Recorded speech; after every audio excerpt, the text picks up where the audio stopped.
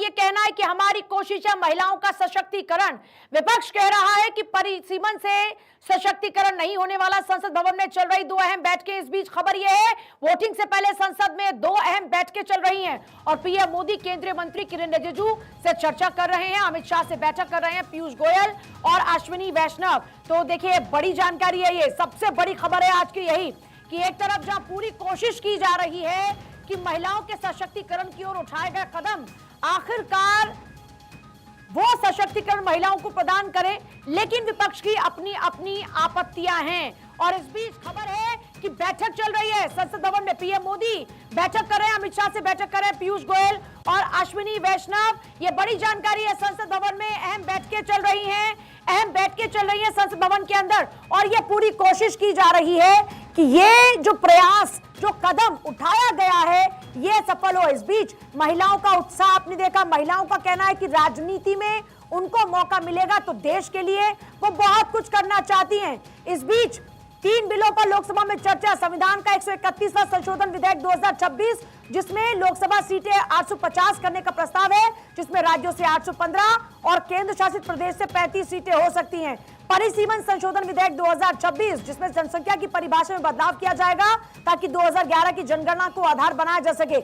इसके अलावा केंद्र शासित प्रदेश कानून संशोधन विधेयक 2026, जिसमें ये जो विधेयक है पुडुचेरी, दिल्ली और जम्मू कश्मीर के कानून में संशोधन करता है ताकि परिसीमन और महिला आरक्षण बिल लागू हो सके।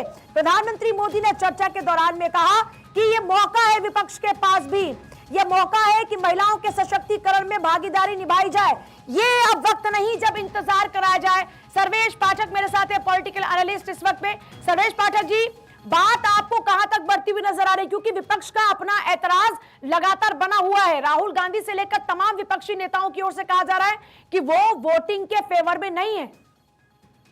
देखिए पूजा जी, वोटिंग के फेवर में नहीं है वो इसलिए कि वो डर रहे हैं, क्योंकि जो अपील की गई है कि आप अपनी अंतरात्मा की आवाज सुने।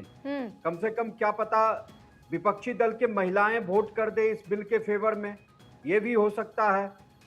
तो यहाँ पे वो अपोजिशन पार्टी भी अपना पूरा हथकंडा अपना रही है कि किसी तरीके से इस बिल को अटका दिया जाए, लटका दिया जाए, जिससे कि बीजेपी या एनडीए घटक दल इसका क्रेडिट ना ले। लेकिन उनको ये समझ में नहीं आता है कि इसका खामियाजा उन्हें भी भुगतना पड़ेगा अगर किसी कारण से ये बिल आज पास नहीं होता है, क्योंकि एनडीए के पास ये बहुमत नहीं है। और देखिए, सचमुच में बीजेपी के पास 2019 के समय, जब 2023 में ये बिल पास हुआ, 303 उनके खुद के थे और एनडीए के घटक दल थे। अगर उस समय चाहिए था तो 360 तो इजिली बीजेपी के पास था, क्योंकि गाहे बगाहे वाईएसआरसीपी हो या बीजू जनता दल हो या बाकी के और भी जो है कुछ इंडिपेंडेंट बीजेपी को साथ दे देते थे। आज भी यहाँ पे वही होना है। यहाँ पे बीजू जनता दल के एमपी की तो संख्या नगण्य है, उतने नहीं है, लेकिन वाईएसआरसीपी हो, एआईएमआईएम हो, अगर एनसीपी शरद पवार की पार्टी है, उनके 8 सांसद है, अगर वो पूरे दे भी देते हैं, फिर भी यहाँ पे 50 सांसद ऐसे होंगे जो कि या तो समाजवादी पार्टी से आए या टीएमसी दे या डीएमके की पार्टी से आए या खुद कांग्रेस की पार्टी जो 98-99 एमपी हैं उनके, वहां से आएंगे, तभी ये बिल पारित हो पाएगा। तो ये बीजेपी के लिए केवल कहिए, अगर बिल नहीं पारित हो पाया तो लॉस नहीं है, ये बाकी की पार्टियों के लिए भी है। ये जो राहुल गांधी बात कर रहे हैं 16 राज का, इसका क्या मतलब और मकसद है? जी पूजा जी, क्या फिर से आप रिपीट करिए। राहुल गांधी 16 राज का जिक्र कर रहे हैं, ये सारी बातें कहकर एक क्या मैसेजिंग की जा रही है? देखिए, राहुल गांधी जी क्या बोलते हैं नहीं बोलते, उनके पार्टी के लोग भी कभी अचरज में होते हैं।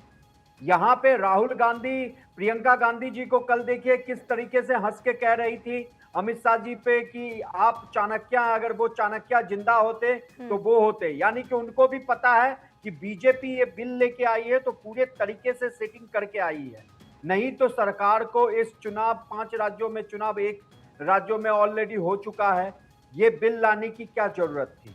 तो यहाँ पे राहुल गांधी कब क्या बोलेंगे, उनका क्या होगा, जब उन्होंने इस बिल को शर्मनाक बोल दिया, जो कि हमारे संविधान के बने हुए 1950 में हमारा संविधान लागू हुआ और आज हम 2026 में बैठे हैं, तब हमारे देश के आधी आबादी को उसका हक मिल रहा है, तो आप उसको शर्मनाक की संज्ञा देंगे? तो इससे बड़ा दिवालियापन और शर्मनाक बात क्या हो सकती है? अच्छा, एक बात बताइए, सरकार की ओर से सत्ता पक्ष की बात करते हैं, खुद प्रधानमंत्री मोदी बार बार ये एक मैसेज देते रहे कि ये मौका नहीं है इस सब में उलझने का, ये मौका है महिलाओं के सशक्तिकरण का, लेकिन विपक्ष का अपना पक्ष, क्या ये उनको मजबूती दे पाएगा? क्योंकि जो मैसेजिंग दी गई उसमें ये था सत्ता पक्ष की ओर से कि ये मौका है कि इतने सालों बाद कम से कम अब इसको लटकाया ना जाए, आप साथ आइए और आप जनता के बीच जाइए, मौका दीजिए, देखते हैं कि जनता आपके साथ है कि नहीं। अग्नि परीक्षा तो ये पब्लिक से ज्यादा आप लोगों की होगी। पूजा जी, आपने सही कहा, यहाँ पे अग्नि परीक्षा केवल बीजेपी और एनडीए के लिए नहीं है, बाकी के विपक्षी पार्टियों के लिए है, क्योंकि वो भी जब जनता के बीच में जाएंगे चुनाव में, तो उनको भी जवाब देना पड़ेगा कि जब ये आधी आबादी की बात हो रही थी तब आप क्यों नहीं इसका समर्थन किए। और आप अगर देखेंगे 2014 के बाद बीजेपी अगर राज दर राज या फिर लोकसभा दर लोकसभा जीतते आई है, तो इसमें महिला वोटर्स बीजेपी को ज्यादा जो सपोर्ट की है, महिलाओं का वोट भरपूर मिला है। जब आप देखें त्रिपुरा तलाक के बिल पारित हुआ था, तो जो मुस्लिम बीजेपी को वोट नहीं देते थे, चुपके से मुस्लिम महिलाओं ने बीजेपी को वोट दिया। तो यहां पे जो कहते हैं ना कि दोनों हाथ में लड्डू बीजेपी के पास है, विपक्षी पार्टियों को अगर वो इसका समर्थन नहीं किए तो वो अपने पैरों पे खुद कुल्हाड़ी मारेंगे।